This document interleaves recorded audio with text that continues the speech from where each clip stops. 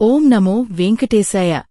తిరుమల సమాచారం 20 మార్చి 2026. తిరుమలలో భక్తుల రద్దీ విపరీతంగా ఉంది. ఉచిత దర్శనం కోసం అన్ని కంపార్ట్మెంట్లు నిండిపోయాయి. భక్తులు శిలాతోరణం వరకు క్యూలో వేచి ఉన్నారు. ఉదయం 8 గంటల తర్వాత సర్వదర్శనానికి వెళ్లే భక్తులకు సుమారు 18 గంటల సమయం పడుతుంది. రూపాయలు 300 శీఘ్రదర్శనానికి సుమారు 3-4 గంటల సమయం పడుతుంది.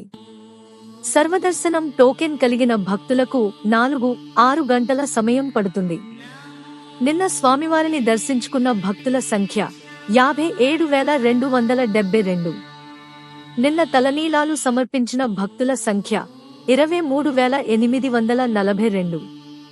నిన్న స్వామివారి హుండీ ఆదాయం 3,37,00,000 రూపాయలు. ఓం నమో వెంకటేశాయ.